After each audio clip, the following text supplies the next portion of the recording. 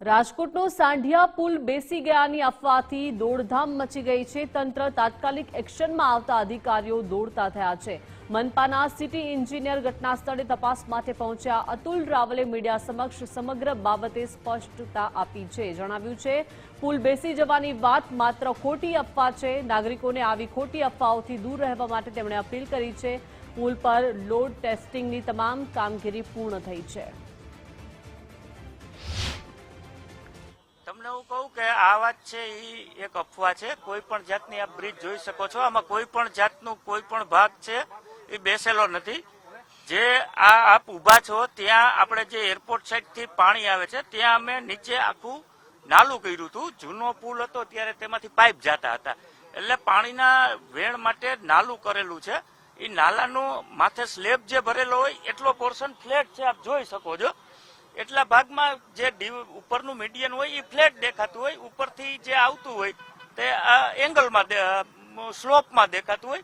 આ વચ્ચે એટલો ભાગ છે એ એને મુજબ ફ્લેટ કરેલો હોય, બાકી કોઈ પણ જાતનો પુલ બેસેલો નથી। આ પુલ પબ્લિક માટે સુરક્ષિત છે। અમે આ પુલ માટે જે નિયમ અનુસાર છે એ લોડ ટેસ્ટિંગ પણ કરેલું છે, બરાબર। એટલે કોઈ પણ જાતની આ પુલમાં ક્ષતિ નથી। પુલ એકદમ સેફ અને સાઉન્ડ છે।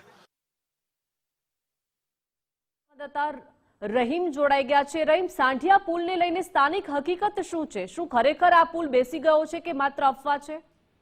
ચોક્કસપણે ગુજરાત ફર્સ્ટની ટીમ પણ ઘટના સ્થળે પહોંચી હતી। જે સિટી એન્જિનિયર છે તેણે વાત કરી કે જે એરપોર્ટ તરફથી જે પાણીના વરસાદી પાણી નિકાલ આવતું હોય છે તે પાઇપ હતા, તેની બદલે ત્યાં સ્લેબ ભરવામાં આવ્યો છે ને તેના માટે સ્લેબ જે ભરેલો છે તે બ્રિજ પહેલા ફ્લેટ સ્લેબ છે તે ભરેલો છે, સીધો સ્લેબ ભરેલો છે। અને ત્યારબાદ જે બ્રિજ બનાવવામાં આવ્યો છે, જે માટી નાખવામાં આવી છે, તે જે સ્લેબ બ્રિજની જે સાઇઝ હોય છે તે મુજબ નીચે નાખવામાં આવી છે। વચ્ચેનું જે ડિવાઈડર છે તે ફ્લેટ જે જોવા મળી રહ્યું છે તે નમેલું દેખાય, પરંતુ હકીકતે નમેલું નથી। એ જ મુજબ એ બનાવવામાં આવ્યા હોવાની વાત છે તે કરવામાં આવી છે।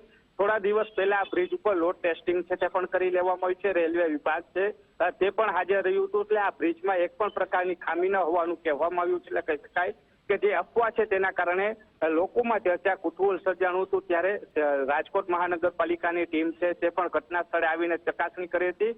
એક પણ સાઈડથી આ બ્રિજ નમેલો નથી, બેસેલો નથી તેવી વાત છે તે કરવામાં આવી હતી। જી રહીમ, આભાર વિગત સાથે જોડાયા તે બદલ।